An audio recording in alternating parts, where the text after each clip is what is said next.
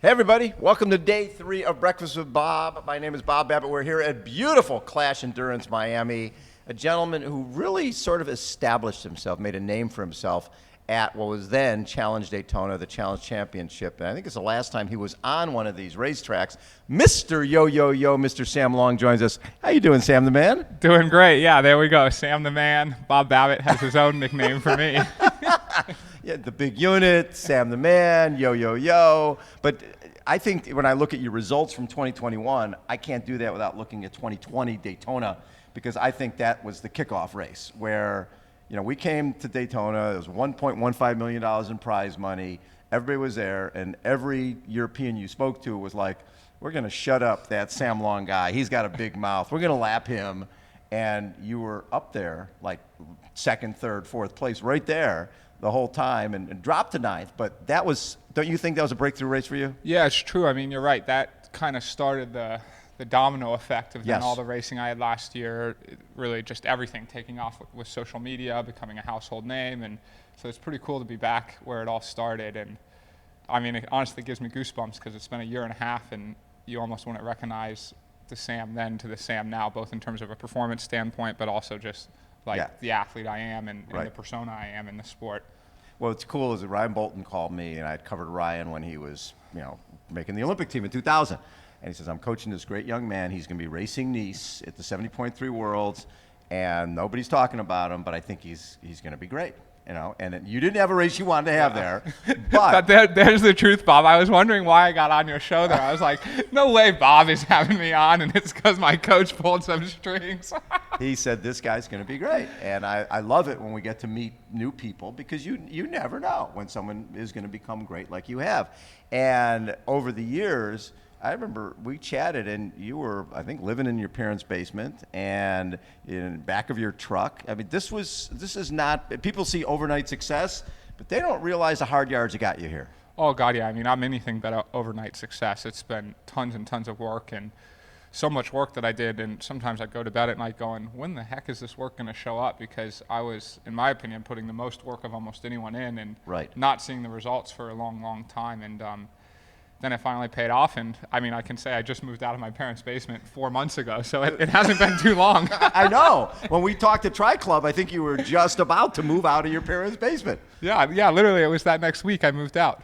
That is the coolest thing. And when I see this, let's see, Trek, ASICS, Zoot, DT Swiss, Miraflora Naturals, Ice Friction Technology, Select Blinds, I love that, Wahoo, Rudy Project, Aquasphere, and Power Bar. Exactly. It doesn't get any better than that. No. And Select Blinds is a cool one because they sponsor a NASCAR car. So see, yeah. So getting non-endemic guys like that is awesome. Exactly. And I think they're based in Arizona, right? They are. Yep. Based in Arizona. So are you surprised at just how everything has started to steamroll and people are getting on the yo train? Yeah, I mean, it's like things keep evolving almost faster than I can keep up with it, Right. and then I can adapt. And so, but I just smile and have a big happy heart every day because it's going, wow, things just progress even faster than I expect or think they will. And I just take it in stride and have fun. And certainly I make some mistakes here and there, but I try and learn from them. And speaking of mistakes, there was a point, and Ryan had called me and said, hey, this kid's going to be great. And then I called him again, and he goes, oh, yeah, Sam left me. Oh, yeah. And I'm like, that's a mistake, because he's going to do 10 Ironmans in a year and burn himself out, and he'll be on the trash heap in about a week. He'll be back in his parents' basement. So when did you realize, you know what, I can't be directing myself. I need a coach.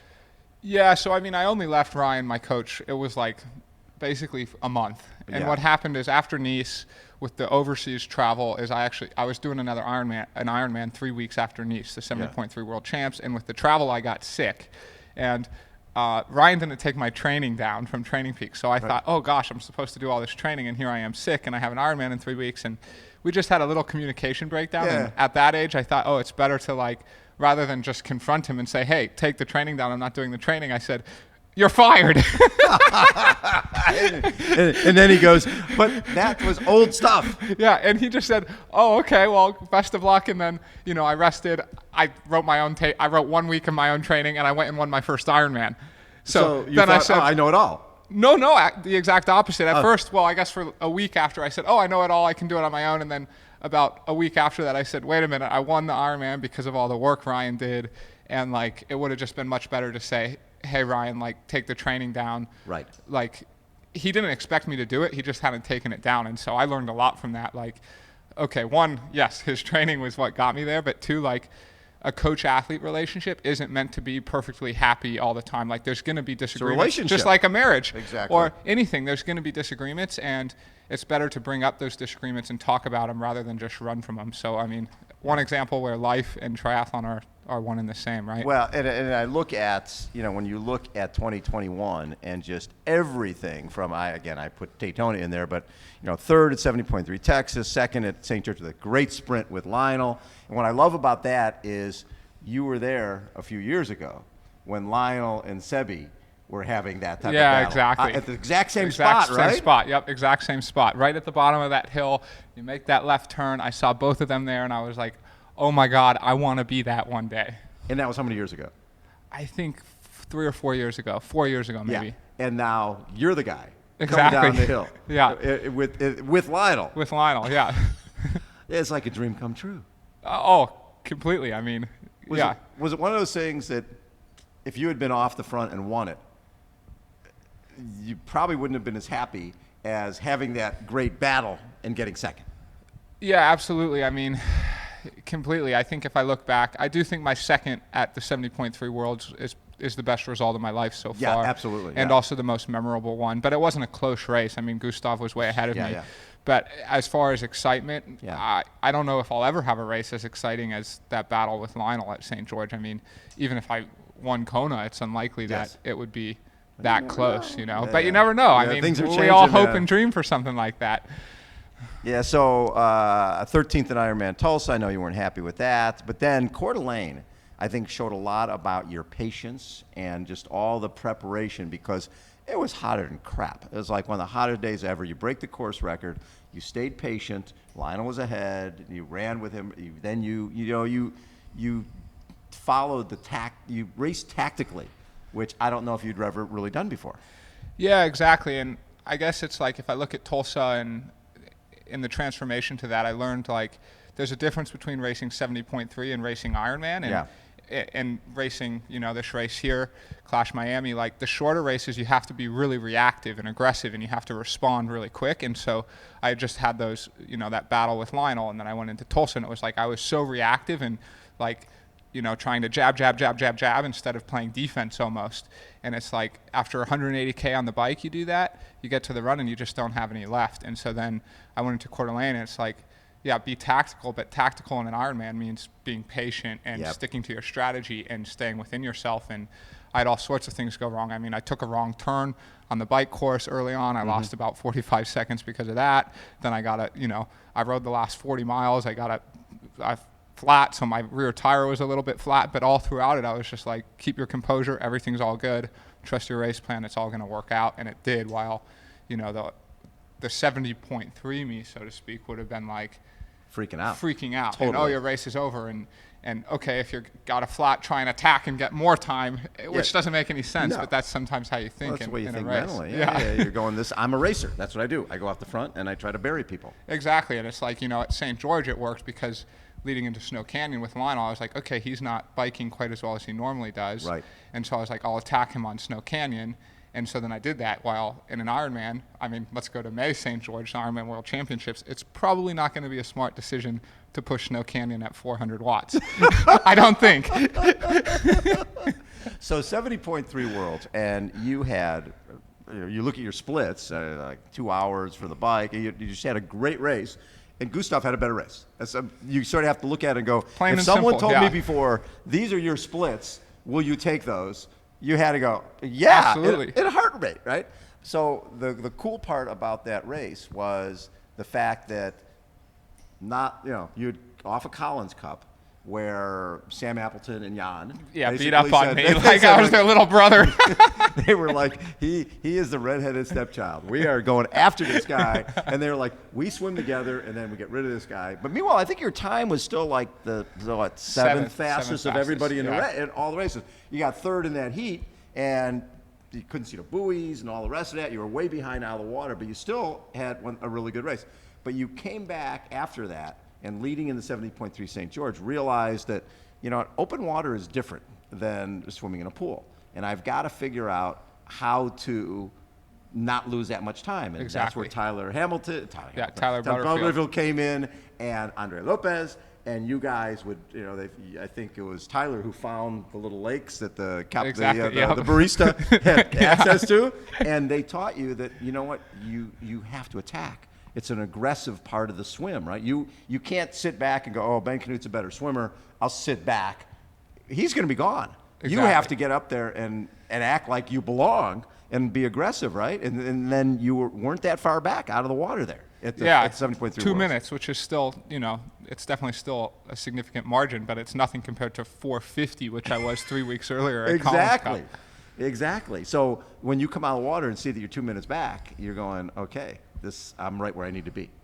Yeah, I mean, I want more. That's my mindset now. I want more. But yeah, exactly. At that race, 2 minutes back was the absolute best possible case scenario. I swam as well as I pretty much could have swam with my ability without, actually getting faster in the pool. It's like you have to translate the speed into open water, but you also have to work on that speed in the pool, right? You're not going to swim any faster in open water than you will in the pool, but you might swim a lot slower. Yeah, but you have to be aggressive at the start. Oh, God, exactly. Yeah, way more. And was that the first time you had ever done that at a race? I think where I actually owned it, exactly. Especially in a big field. I mean, it's one thing, okay, you've got 12 guys on the start list and you've got a 100-meter, whatever, entranceway to start. And, it's like not even an aggressive start. And it's an Ironman and everyone just kind of settles into 54-minute pace per Ironman. But, at a World Championships, you have to be aggressive and you have to be on that start list saying to yourself, I belong, I can do this. Yeah. One of my favorite stories that came out of that, your dad was racing with your race kit on. Oh, God, this story is too good. What was going on?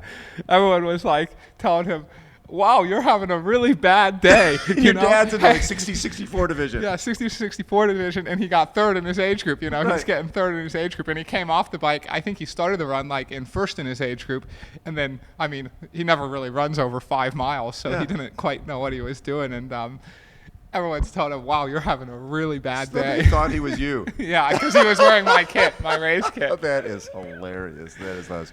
So you had just a phenomenal year in 2021. And the season will kick off, obviously, here. And you've had a chance to ride the course a little bit, right? I literally just got off the course and walked right in. This is a little different than Daytona, right? That's just speedway. That's just all power. This is a road course for part of it, which means that your power, getting up and out of the saddle, being able to deal with the wind, all that comes into play. Yeah, it's going to be a very interesting bike course and a super fun bike course. You have to be able to corner. I think the biggest thing is that it's not like a steady state power course. You have to really accelerate out of those corners. Yeah. And it's going to be fun. And it's one thing to ride it, in training, but I'm going to have 52 other male pros on this course navigating, and it's going to be fully alert and full power for an hour and 20 minutes.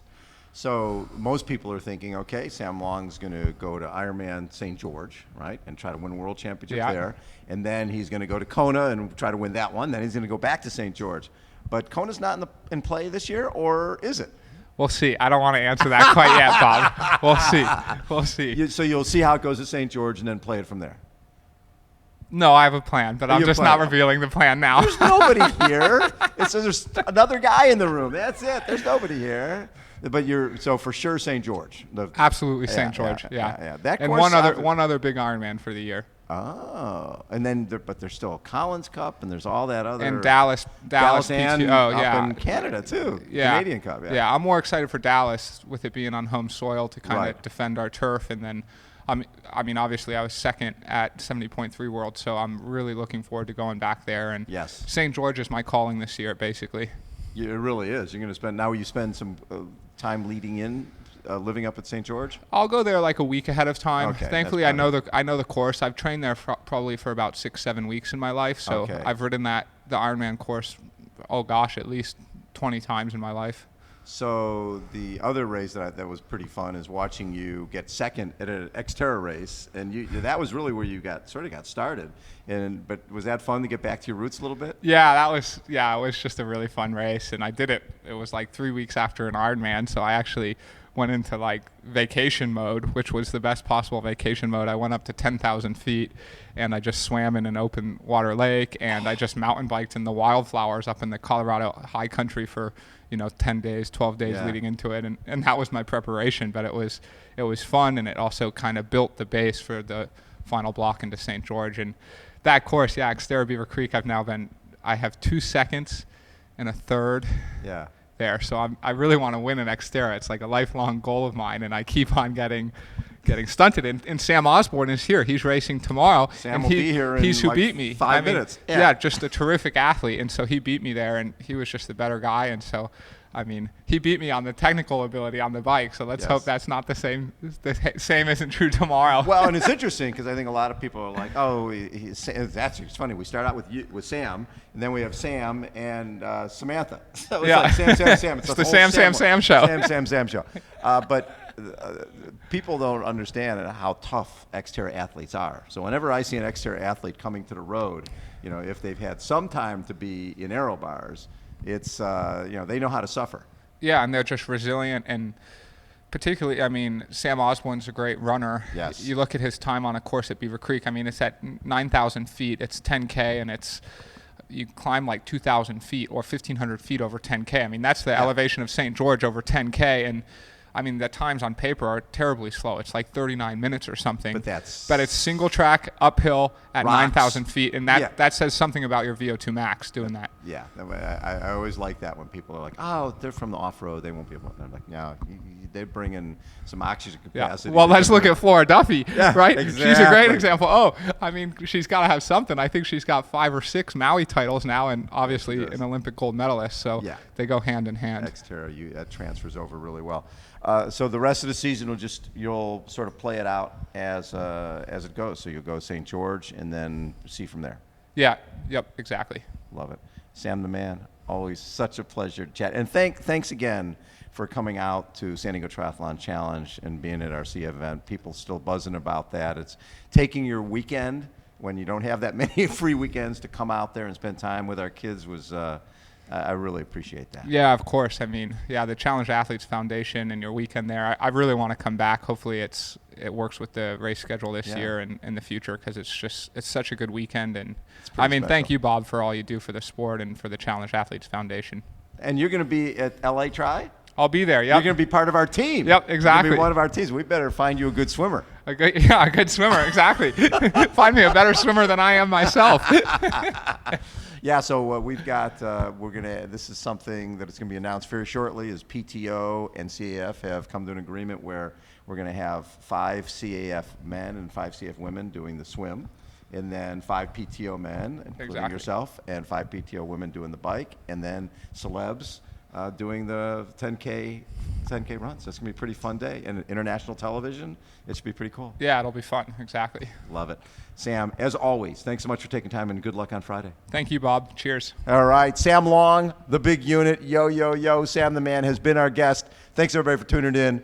Hold on. We'll be right back.